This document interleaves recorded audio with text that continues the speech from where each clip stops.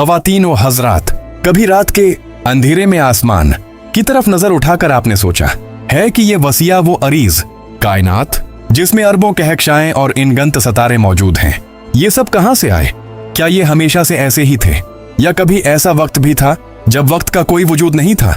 Science हमें बताती है कि आज हम जिस कायनात को देखते हैं वो हमेशा से ऐसी नहीं थी। ये एक तवील, पुरदर्द और हैरानकुन सफर का नतीजा है। आज द लास्ट की पर हम वक्त की दीवारों को तोड़कर उस लम्हे की तलाश में निकलेंगे जहां से उस कायनात की पहली ऐंठ रखी गई।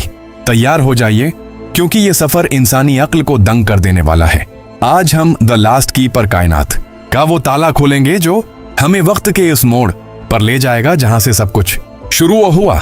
आज से तकरीबन 13.8 अरब साल पहले न ये जमीन थी, न ये आसमान और न ही ये वसिया वो अरीज खला जिसका हम आज मुशाहिदा करते हैं। तसव्वुर कीजिए एक ऐसे नुक्ते का जो एक एटम के मरकजे से भी करोड़ों गुना छोटा था, लेकिन उसके अंदर कायनात का तमाम मादा और तमाम तवानाई कैद थी। साइंस की जबान में उसे सिंगुलैरिटी कहते हैं। ये वो मकाम था जहां मादा इस कदर कसीफ, डेंस और दर्जा हरारत इस कदर ज्यादा था कि फिज़िक्स के तमाम कवानीन वहां काम करना छोड़ देते थे। आवाज में थोड़ा उतार चढ़ाव और तेजी लाएं। फिर एक ऐसा लम्हा आया जिसने अदम से वजूद का सफर शुरू किया। एक अजीम फैलाव जिसे हम बिग बैंग के नाम से जानते हैं। लोग अक्सर उसे एक आम बम धमाके की तरह समझते हैं, लेकिन हकीकत में ये किसी जगह के अंदर होने वाला धमाकी नहीं था, बल्कि ये खुद अजगा या स्पेस का पैदा होना था। एक सेकंड के खरबवें हिस्से में वो नन्हा सा नुक्ता रोशनी की रफ्तार से भी करोड़ों गुना तेजी से फैलकर एक कहकशां जितना बड़ा हो गया। इस लम्हे वक्त की घड़ी ने अपनी पहली टक टक शुरू की और वो मादा तख्लीक पाया जिससे आगे चलकर सितारे और सयारे बनने थे। बग बैंग के फौरन बाद कायनात इस कदर गर्म थी कि वहां रोशनी का सफर करना भी मुमकिन न था। ये महज तवानाई का एक खोलता हुआ समंदर था जिसका दर्जा हरारत हॉन्टोनोनिलियन 1 के साथ 32 डिग्री सेल्सियस से भी ज्यादा था।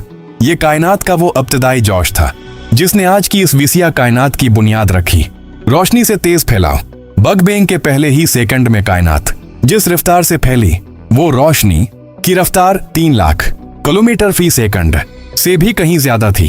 ये साइंसी तौर पर इसलिए मुमकिन था क्योंकि मादा सफर नहीं कर रहा था बल्कि खुद आसपास फैल रही थी।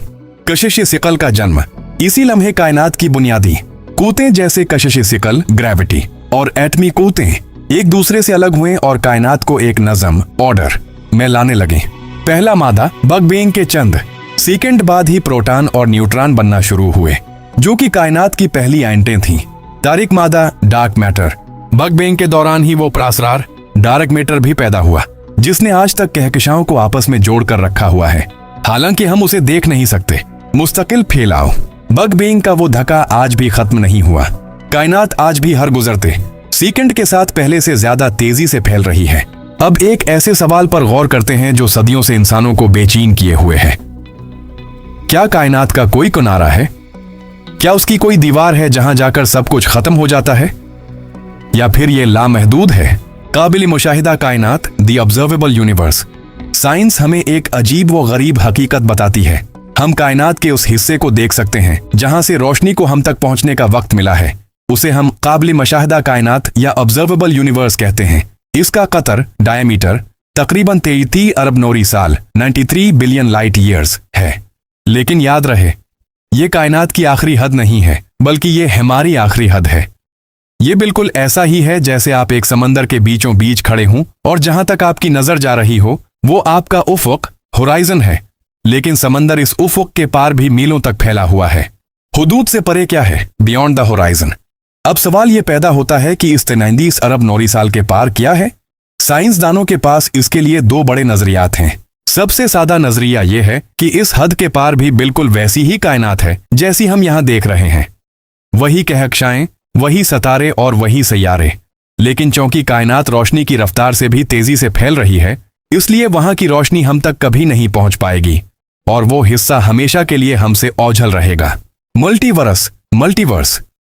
कुछ जदीद नजरियात ये कहते हैं कि हमारी कायनात महज एक बलबला है और उसके पार ऐसी बेशुमार दूसरी कायनातें हो सकती हैं।